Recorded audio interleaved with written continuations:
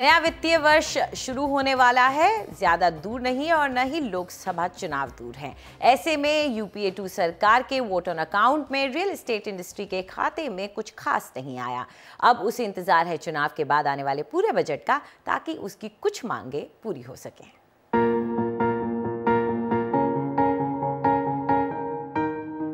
Real estate उद्योग की मांगों की लंबी फहरिस्त है।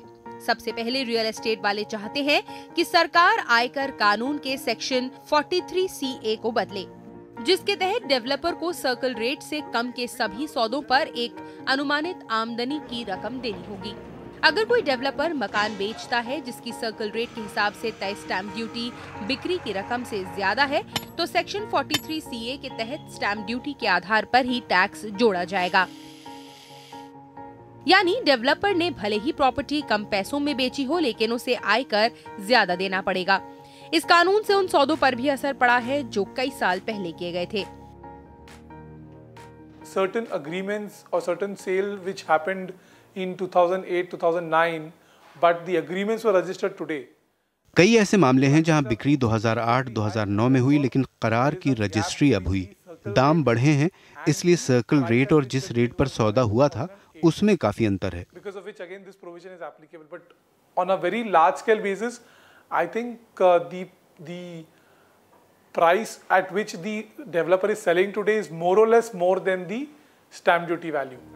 रियल एस्टेट के बड़े उद्योगपतियों का कहना है कि सेक्शंस 43CA, 50C और 5627B जैसे प्रावधानों को लागू करके दरअसल दोहरा टैक्स लेती है, जिससे खरीदने और बेचने वाले दोनों पर असर पड़ता है। Even if your property is not sold and it is stock in hand, you will have to pay income tax on it. जब तक प्रॉपर्टी नहीं बिकती तब तक आपको इनकम टैक्स देना पड़ेगा, यानी बिना पैसा कमाए भी टैक्स देना होगा।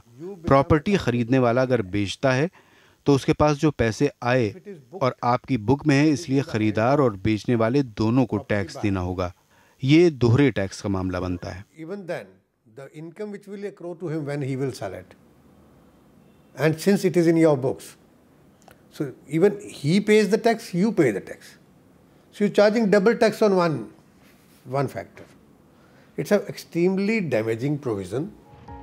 टैक्स के कानूनों को आसान बनाने की मांग रियल एस्टेट उद्योग एक अरसे से कर रहा है, लेकिन आर्थिक मंदी और बढ़े हुए वित्तीय घाटे को देखते हुए लगता नहीं कि ये मांगे जल्दी पूरी होंगी। नई दिल्ली से ओनिता मोझा की रिपोर्ट, NDTV।